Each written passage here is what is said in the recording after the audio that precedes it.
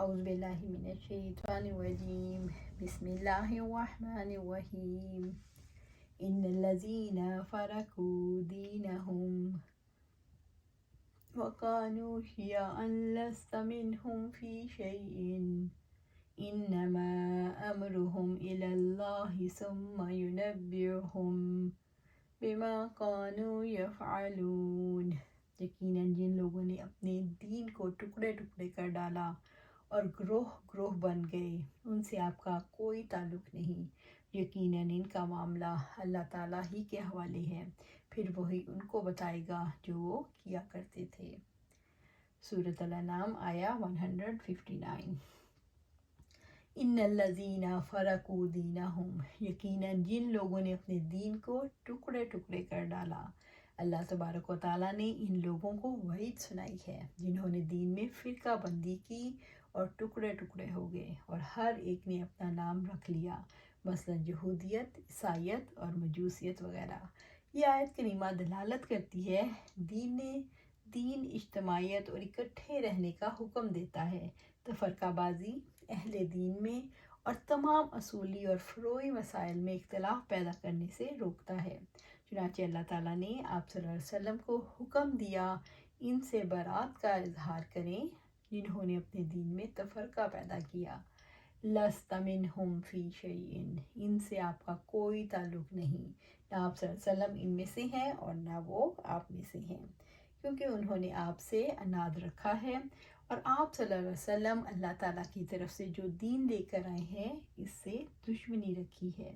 وَقَالُوا شِيَعًا لَسْتَ مِنْهُمْ شَيْءٍ، اور گروہ گروہ بن گئے، ان سے آپ کا کوئی تعلق نہیں۔ وَقَانُوا شِيَعًا، اور گروہ گروہ بن گئے، یا یہودیوں اور عیسائیوں کے بارے میں اتری، لیکن اس کا حکم عام ہے۔ اس کی وعید میں ہر وہ شخص داخل ہے جو دین کی مخالفت کرتا ہو، دین میں پھوٹ ڈالتا ہو، خواہش کا پرستار ہو اور نیا مذہب ایجاد کرتا ہو، کیونکہ رحمت العالمین صلی اللہ علیہ وسلم جو دین لے کر تشریف آئے وہ ایک ہی دین ہے۔ فرقہ بازی ایسی لعنت ہے کہ ملت وحدت کو پارا پارا کر کے رکھ دیتی ہے، اور ایسی قوم کی ساکھ اور وقار دنیا کی نظروں سے گر جاتا ہے۔ اسی وجہ سے اللہ سبحانہ تعالیٰ نے فرقہ بندی کو عذاب ہی کی ایک قسم بتایا ہے، اور دوسرے مقام پر فرقہ بازوں کو مشرکین کے لفظ سے ذکر کیا گیا۔ وجہ یہ ہے کہ کسی بھی مذہبی فرقے کا آغاز کسی بدعی عقیدہ سے یا عمل سے ہوتا ہے، مثلا کسی نبی یا رسول یا بزرگ اور ولی کو اس کے اصل مقام سے اٹھا کر اللہ تعالیٰ کی صفات میں شریک بنا دیا، یا کسی کی شان کو بڑھا کر بیان کرنا، یا کسی سے بغض و عناد وغیرہ۔ یہی وہ غلو ہے جو دین میں غلو ہے، جس سے اللہ تعالیٰ نے شدت سے منع فرمایا، اور بدعتی اعمال کا زیادہ تر تعلق سنت رسول صلی اللہ علیہ وسلم سے ہوتا ہے۔ کسی سنت کو آپ صلی اللہ علیہ وسلم کی کو ترک کر دینا، یا کسی نئے کام کا ثواب کی نیت سے دین میں اضافہ کر دینا، جس کا مطلب یہ ہے کہ دین میں اس کام کی پہلے کمی رہ گئی تھی جو آپ پوری کر رہے ہیں۔ پھر یہ فرقہ بازیاں عموماً دو ہی قسم کی ہوتی ہیں، ایک مذہبی جیسے کسی مخصوص امام کی تقلید میں انتہا پسندی، یا کسی معمولی قسم کے اختلاف کو اہم اور اہم اختلافات کو معمولی بنا دینا، اور دوسری سیاسی جیسے علاقائی، قومی، لسانی بنیادوں پر فرقہ بنانا۔ غرض جتنے بھی فرقے بنائے جاتے ہیں ان کی تہ میں آپ کو دو ہی باتیں کا فرما نظر آئیں گی، ایک حب مال اور ایک حب جاہ۔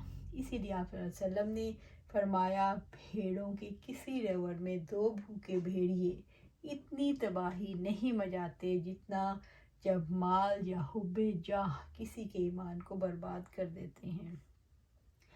عبداللہ بن عمر رضی اللہ تعالیٰ عنہ سے روایت ہے کہ آپ صلی اللہ علیہ وسلم نے فرمایا کہ میری امت پر ضرور ایسا زمانہ آئے گا جیسے بنی اسرائیل پر آیا تھا، پوری طرح ان کے مطابق عمل کریں گے، جیسے کہ ایک جوتا دوسرے جوتے کے موافق بنایا ہوتا ہے، حتیٰ کہ اگر بنی اسرائیل میں سے کسی نے اپنی ماں سے اعلانیہ زنا کیا تھا تو میری امت میں بھی ایسے لوگ ہوں گے جو ایسا کریں گے۔ پھر فرمایا کہ بنی اسرائیل کے 72 فرقے ہو گئے تھے اور میری امت 73 فرقوں میں بٹ جائے گی، اور یہ سب فرقے دوزخ میں ہوں گے سوائے ایک ملت کے۔ صحابہ نے عرض کیا یا رسول اللہ صلی اللہ علیہ وسلم، وہ ملت کون سی ہے جو جنت والی ہے؟ آپ صلی اللہ علیہ وسلم نے فرمایا، جس ملت اور دین پر میں اور میرے صحابہ ہیں وہ جنت والی ہے۔ حذیفہ بن یمان کہتے ہیں کہ آپ صلی اللہ علیہ وسلم نے فرمایا، جماعت المسلمین، اور ان کے امام تھے چمٹے رہنا۔ میں نے عرض کیا، اگر جماعت نہ ہو اور امام بھی نہ ہو تو کیا کروں؟ فرمایا، تو پھر ان تمام فرقوں سے الگ رہنا، خواہ تمہیں درختوں کی جڑیں ہی کیوں نہ چبانی پڑیں، یہاں تک کہ تمہیں اسی حالت میں موت آ جائے۔ آپ صلی اللہ علیہ وسلم نے فرمایا، میری امت کے 72 فرقوں میں بٹ جائے گی، جن میں سے ایک فرقہ نجات پائے گا، سب جہنمی ہوگے۔ صحابہ نے پوچھا، وہ نجات پانے والا فرقہ کون سا ہوگا؟ فرمایا، جو اس راہ پر چلے گا جس پر میں اور میرے اصحاب ہیں۔ انسان اختلافات کا شکار کیسے ہوتا ہے؟ انسان سادہ احکامات میں طرح طرح کی فتنے نکالتا ہے، جس سے دین میں فرقہ بندیاں ہو جاتی ہیں۔ انسان اختلافات سے کیسے بچ سکتا ہے؟ سادہ اور فطری دین کو اپنا کر اسی پر اپنی ساری توجہ لگا کر اختلاف سے بچا جا سکتا ہے۔ اللہ تعالیٰ کے نزدیک ایک دین کیا ہے؟ یعنی اللہ کے نزدیک دین کیا ہے؟ اللہ تعالیٰ کے نزدیک دین صرف اسلام ہے۔ انما امرهم الی اللہ ثم ینبئہم بما كانوا یفعلون، یقیناً ان کا معاملہ اللہ ہی کے حوالے ہے، پھر وہی ان کو بتائے گا جو وہ کیا کرتے تھے۔ انہیں اللہ ہی کی طرف لوٹایا جائے گا، وہی انہیں ان کی اعمال کی جزا دے گا۔ اللہ تعالیٰ انہیں ان کے افعال کے بارے میں آگاہ کرے گا۔ من جاء بالحسنۃ فلہ عشر امثالھا ومن جاء بالسیئۃ فلا یجزی الا مثلھا وہم لا یظلمون، جو نیکی لائے گا اس کے لیے اس جیسا 10 گنا ہوگا، اور جو برائی لائے گا تو اس کے برابر ہی بدلہ دیا جائے گا، اور ان پر ظلم نہیں کیا جائے گا۔ سورۃ الانعام آیہ 160۔ من جاء بالحسنۃ فلہ عشر امثالھا، جو نیکی لائے گا اس کے لیے اس جیسا 10 گنا۔ من جاء بالحسنۃ، جو کوئی نیکی لے کر آئے گا، یعنی حقوق اللہ اور حقوق العباد میں سے الحسنۃ یعنی نیک، اس کا تعلق قول سے ہو یا عمل سے، اس کا تعلق ظاہر سے ہو یا باطن سے، حقوق اللہ سے ہو یا حقوق العباد سے۔ فلہ عشر امثالھا، اس کے لیے اس جیسا 10 گنا نیکیوں کی کئی گنا جزا میں سے یہ سب سے کم جزا ہے۔ جیسے کہ رب العزت نے فرمایا، من ذا الذی یقرض اللہ قرضا حسنا فیضاعفہ لہ اضعافا کثیرا واللہ یقبض ویبسط والیہ ترجعون۔ کون ہے وہ جو اللہ تعالیٰ کو قرض حسنا دے تو وہ اس کو بڑھا چڑھا کر اس کے لیے کئی گنا کر دے، اور اللہ تعالیٰ ہی تنگی اور کشادگی پیدا کرتا ہے، اور اسی کی طرف تم لوٹائے جاؤ گے۔ سورۃ بقرہ آیہ 245۔ آپ صلی اللہ علیہ وسلم اپنے رب سے روایت کرتے ہیں کہ تمہارا عزت والا جلال والا رب بڑا ہی مہربان ہے، جس نے محض نیکی کا ارادہ ہی کیا اور ابھی نیکی نہیں کی اس کے لیے ایک نیکی لکھی جاتی ہے، اور جس نے نیکی کر بھی لی اس کے لیے 10 سے 700 گنا تک نیکیاں لکھی جاتی ہیں۔ اگر برائی کر لی تو صرف ایک برائی لکھی جاتی ہے۔ اللہ تعالیٰ فرماتے ہیں، سچ یہ ہے کہ اللہ کے ہاں صرف بدبخت ہی ہلاک ہوتے ہیں۔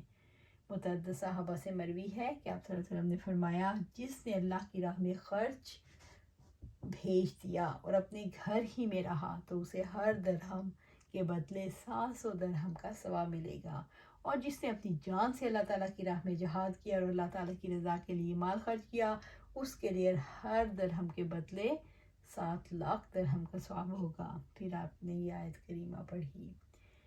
عبداللہ بن عباس رضی اللہ تعالیٰ عنہ سے روایت ہے کہ آپ صلی اللہ علیہ وسلم نے فرمایا، بلا شبہ اللہ تعالیٰ نے نیکیوں اور برائیوں کے قانون کو لکھ دیا ہے، سو جو شخص کسی نیکی کا ارادہ کرے پھر اسے نہ کرے تو اللہ تعالیٰ اس کے لیے اپنے پاس ایک پوری نیکی لکھ دیتا ہے۔ اگر ارادہ کرنے کے بعد اس نیکی کو کر بھی لیا تو اللہ تعالیٰ اسے اپنے پاس سے ایک جیسی 10 نیکیاں 700 گنا تک بلکہ اس سے بھی زیادہ لکھ دیتا ہے۔ اور اگر کوئی شخص کسی برائی کا ارادہ کرتا ہے پھر وہ اللہ تعالیٰ کے ڈر سے اسے چھوڑ دیتا ہے اور اپنے ارادہ پر عمل نہیں کرتا تو اللہ تعالیٰ اس کے لیے ایک نیکی لکھ دیتا ہے۔ اور اگر برائی کا ارادہ کرنے کے بعد اس پر عمل بھی کر لیا تو اللہ تعالیٰ اس کے لیے ایک گناہ لکھ دیتا ہے۔ اللہ تعالیٰ نیکی کا اجر 10 گنا دیتے ہیں، اس کی حکمت کیا ہے؟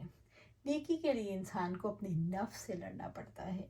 انسان کو مخالف ماحول میں صبر اور قربانی کا ثبوت دینا پڑتا ہے۔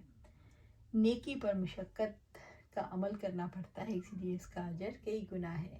وَمَنْ جَاءَ بِالسَّيِّئَاتِ فَلَا يُجْزَىٰ إِلَّا مِثْلَهَا وَهُمْ لَا يُظْلَمُونَ، اور جو برائی لائے گا تو اس کے برابر ہی بدلہ دیا جائے گا اور ان پر ظلم نہیں کیا جائے گا۔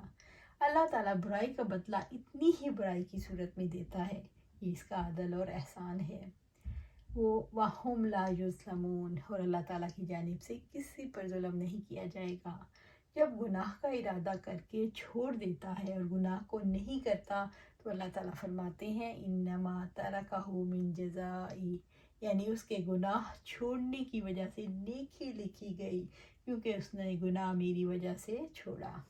برائی کا بدلہ برابر کیوں؟ برائی کرنا دراصل اللہ تعالیٰ کے راستے کو چھوڑنا ہے، اگرچہ جرم ہے لیکن یہ اللہ تعالیٰ کی بردباری ہے کہ وہ اتنی ہی سزا دیتا ہے جتنا کسی نے جرم کیا۔ تو اللہ سبحانہ تعالیٰ سے دعا ہے کہ نیکی کرنا، برائی کرنا بہت آسان ہے۔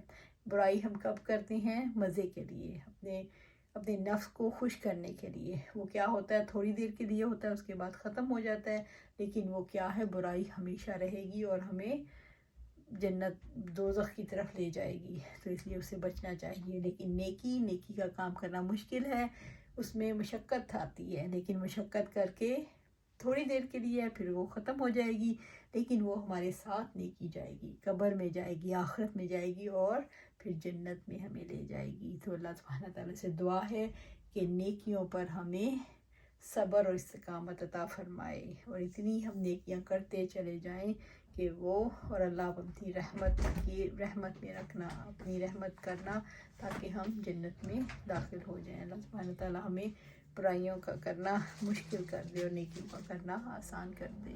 آمین یا رب العالمین۔